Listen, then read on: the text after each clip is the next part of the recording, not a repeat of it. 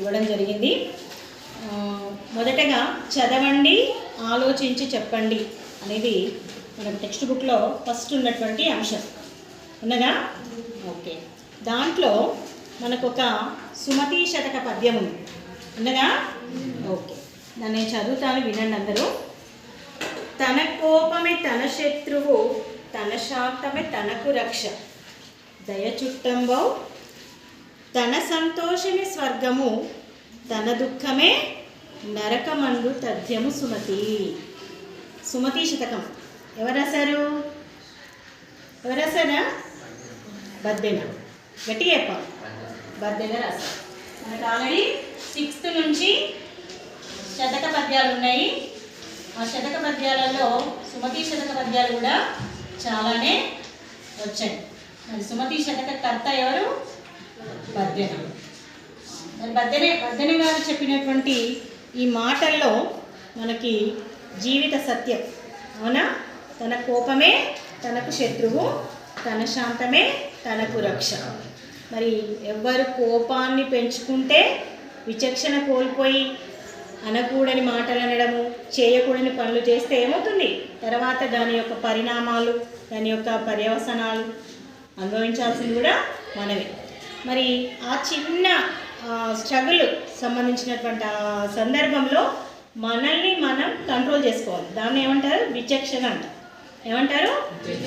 ఆ విచక్షణ కోల్పోయినప్పుడే అనేక సమస్యలు వస్తాయి.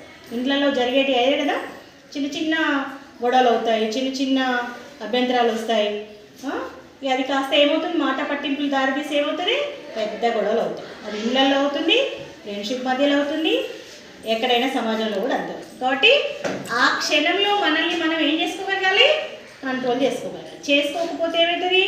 దాని యొక్క రిజల్ట్ మనమే ఫేస్ చేయాల్సిందే. ఒకవేళ చేసుకొని ఆ సమయానికి మనల్ని మనం అదుపులో ఉంచుకోగలిగితే, మన యొక్క ఆ కోపాన్ని అదుపులో ఉంచుకోగలిగితే ఏమవుతుంది?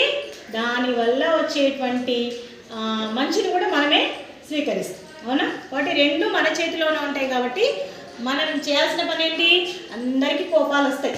అందరం అన్నం తింటున్నాం కదా, ఆ యొక్క ఉడుకు నెత్తురు అంటాం కదా, దానివల్ల కోపం వస్తుంది, చిరాకు వస్తుంది, రకరకాల ఫీలింగ్స్ మనలో బయట పడతాయి. కానీ దాన్ని మనము ఎప్పుడు ప్రదర్శించాలి, ఎప్పుడు ప్రదర్శించొద్దు, దాన్ని ఏ విధంగా మనం కంట్రోల్ చేసుకోవాలి అనేది ఇక్కడ ఇంపార్టెంట్ అనమాట. ఏ సమయంలో మనం దాన్ని బయట పెట్టాలి? దుఃఖంలో ఉన్నాడు, బాధలో ఉన్నాడు. కాబట్టి బాధలో ఉన్నప్పుడు చుట్టూ అంతా ఏం కనబడుతుంది? మనకు నరకంలానే కనబడుతుంది.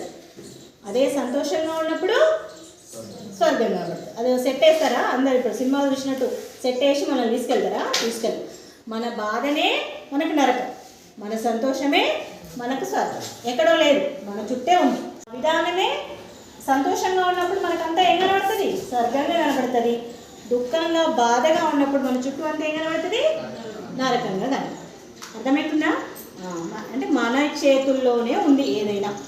ఏదైనా ఓ చేతుల్లో ఉంటుంది, మన చేతుల్లోనే ఉంటుంది.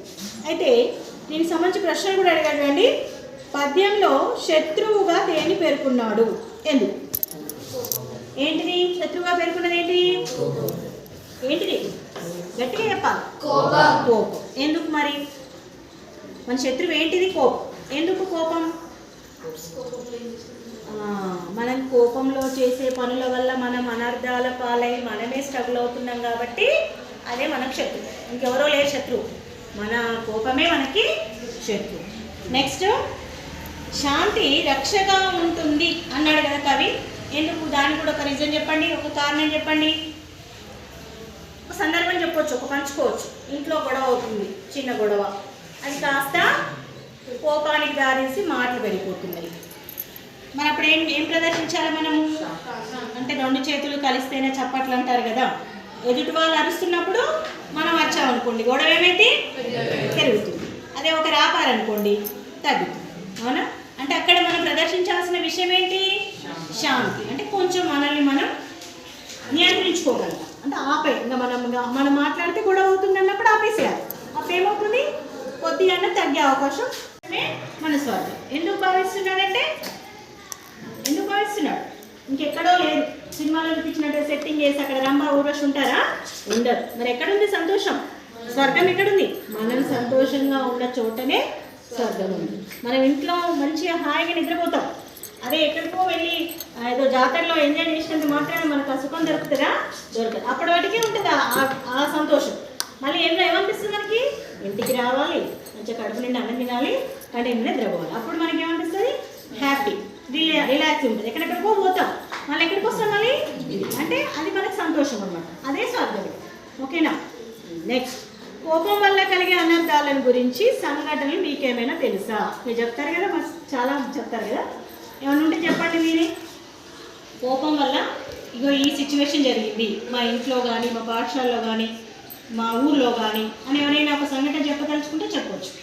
ఏమైనా అనర్థాలు జరిగాయా? అనుకోకుండా జరుగుతుంటాయి కదా, వాళ్ళు ఆపకుండా గొడవ చేస్తూనే ఉంటారు. అది కాస్త పెరిగి పెద్ద పోలీస్ స్టేషన్ పోతారు, ఏమేమో అవుతుంది. ఈ మధ్యకాలంలో మన ఊళ్ళో పెద్ద సెన్సేషన్ జరిగిందంటే కదా, జరిగిందా? మరి అదేంటి అంటే అక్కడ సైకో కావచ్చు, కానీ అది కూడా కోపమే కదా. ఆయన అక్కడ కంట్రోల్ చేసుకోగలిగితే ఏం జరగదు. కానీ అంత పెద్ద టీవీ వార్త అయ్యేంత విపరీతమైన రోడ్డు జరిగిందంటే అక్కడ ఏంటి ఆయన కంట్రోల్ చేసుకోలేదు. అందరూ తెలిసిందే కదా విషయం, వాళ్ళు చెప్పాల్సిన అవసరం. ఎవరైనా ఒకరు లేదు చదివితే బాగుంటుంది. చదువుతారా? అనుష చదవమ్మా. నేపథ్యం, ఉద్దేశం. పాఠం నేపథ్యం, ఉద్దేశం. వేద విభజన చేసి పంచమ వేదంగా మహాభారతాన్ని రచించి అష్టాదశ పురాణాలను అష్టాదశ శాఖ దీర్ఘం ఉంది కదా, అష్టాదశ కాదు, అష్టాదశ పురాణాలను రచించిన బ్రహ్మజ్ఞాని వేదవ్యాసుడు చేసేవాడు. శిష్యులు తాను వేరువేరుగా తెచ్చిన భిక్షలో సగం అతిథి అభ్యాగతులకు సమర్పించి మిగిలింది పూజించేవారు. ఒకరోజు కాశీ విశ్వనాథునికి వ్యాసుడు పరీక్షించాలన్న సంకల్పం కలిగింది. ఆ సందర్భంగా జరిగిన సంఘటన ఈ పాఠం. ఆకలి ఎంత ఎవరినైనా విచక్షణ వేద విభజన